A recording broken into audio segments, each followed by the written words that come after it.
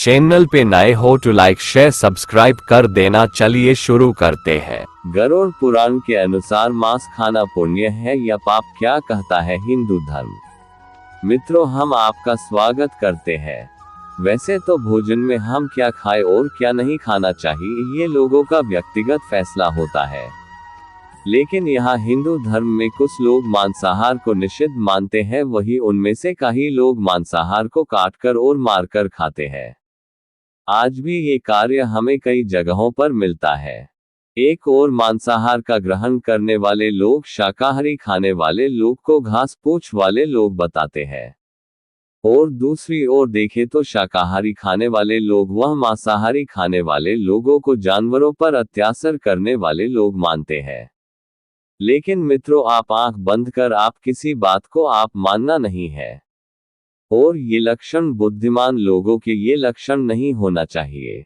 इसलिए दोस्तों, जानते हैं कि हिंदू धर्म ग्रंथों में शाकाहारी और मांसाहारी उन दोनों में कौन सा आहार उत्तम माना गया है। हिंदू धर्म में मांस खाना माना है कि नहीं, इस बात को लेकर कई लोग के मन में शंका होती है। इसका कारण कुछ लोगों के मन में वेदों के विषय कुछ प्रकार की शंका पैदा होती है, जिनके वजह से वह समझते हैं कि वेदों में मांसाहार का विधान लिखा गया हुआ है। लेकिन मित्रों, ये आपका भ्रम है। मांस खाना पुण्य है या पाप, जानिए। वेद और पुराण हिंदू धर्म के मुख्य ग्रंथ है, जिसमें वेदों का सार उपनिषद है और उपनिषदों का सार श्रीमद् भागवत गीता है। वेदों में पशु हत्या पाप माना गया है और मांस खाने के संबंध में स्पष्ट किया गया है कि मांस नहीं खाना है। इतना ही बल्कि कुछ प्राणियों के मांस खाने का उपचार भी उसमें लिखा गया है। यजुर्वेद में कहा गया है कि मनुष्यों को परमात्मा को सभी गई रचनाओं से मनुष्य को अपने आत्मा समान मानना चाहिए। जैसे पानों को चाहते हैं वैसे ही दूसरों का हित करना चाहिए, और जिस तरह आप अपना बहुत अच्छी तरह से आप अपना ख्याल रख पाते हो, वैसा ही हमें दूसरे प्राणी और जीव जंतु का ख्याल रखना चाहिए।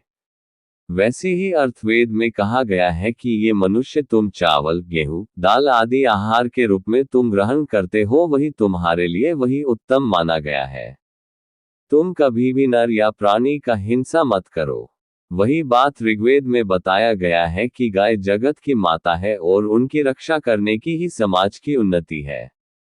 मनुष्यों को इस समान सभी प्राणियों की रक्षा अपने जीवन से ज्यादा करनी चाहिए। इस भागवत गीता में मांस खाने आया नहीं खाने की वजह की बात आए 3 चरणों में उस बात को विभाजित किया गया है, जिसमें सत्व, रजव और तमस को इन तीनों में मांस का उल्लेख किया गया है। गीता के अनुसार अन्न से ही आपके मन के विचार बनते हैं। जो मनुष्य सात्विक का भोजन करता है उसकी सोच भी सात्विक रहती है। मांस और मदिरा की जैसी चीजें तामसिक भोजन कहा जाता है।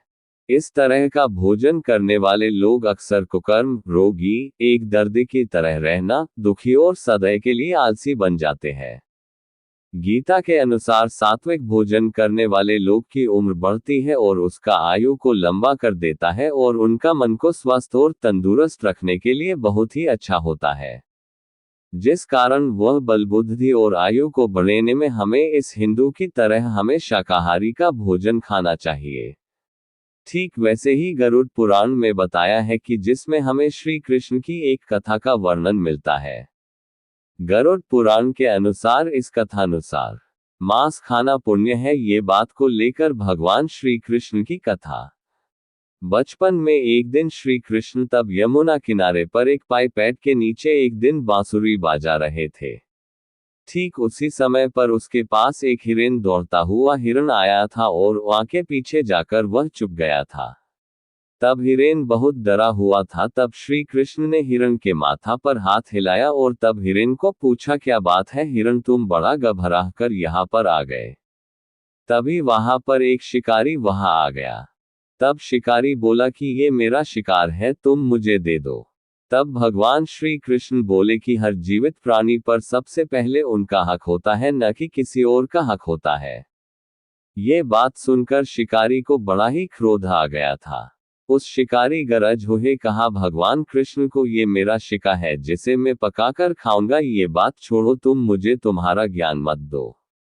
इस प्रकार ये बात भगवान श्री कृष्ण दोबारा बोले कि किसी भी प्राणी को मारना या जीव को मारना ये बड़ा ही पाप है।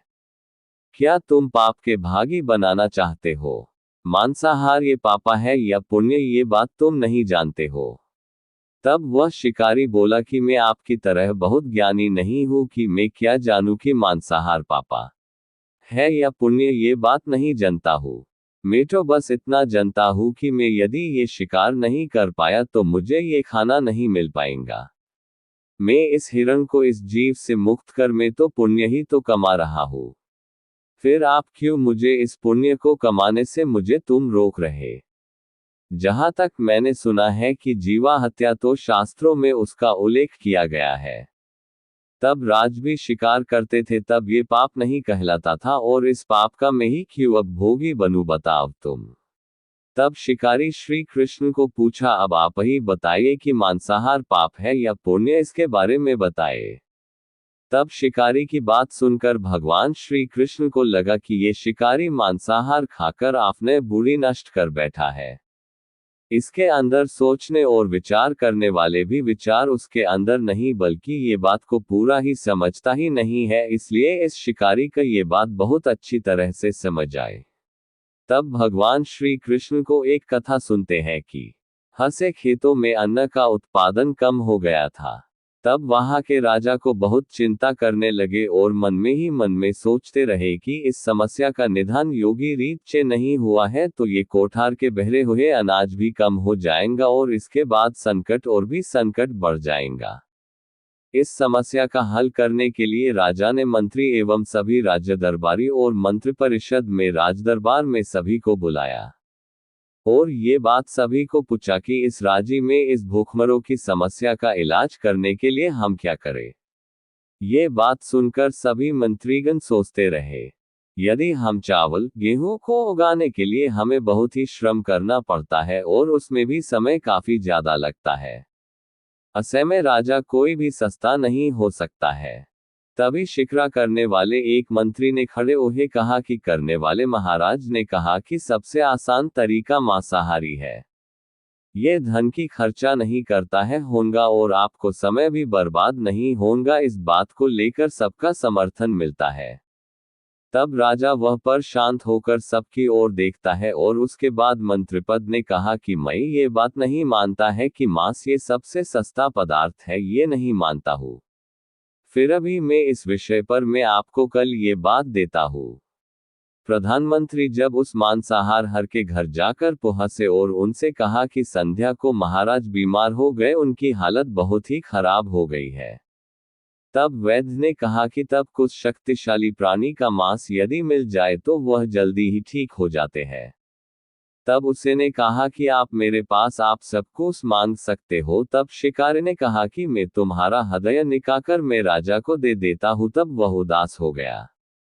तब वह राजा को उस मांस खिलाया और तभी राजा ठीक हो गए। इस कारण वह सब खुश हो गया, जिस कारण वह शिकारी को अंदर ही बड़ा प्रभाव लगा और कहने लगा मैं आज ही मांस खाना मैं छोड़ दूंगा। मित्रों, आप इस कथा को जानने के बाद आप पर निर्भर करता है कि आप कौन सा आहार ग्रहण करना चाहते हैं और कौन सा नहीं। इस बात को लेकर विज्ञान भी प्रमाणित कर चुका है कि हमारे शरीर के लिए हमें मांसाहार की अपेक्षा से हमें शाकाहार के भोजन हमें खाना चाहिए। आप वैज्ञानिकों को माने तो आप शाकाहारी भोजन खाने से हमारे शरीर के अंदर बहुत सारी प्रकार शक्ति और मजबूत बनाता है, हमारा पाचन और हमारी बुद्धि को बढ़ाने में काम करता है। लेकिन कुछ ग्रंथों अनुसार मांसाहार को बड़ा ही उत्तम माना गया है।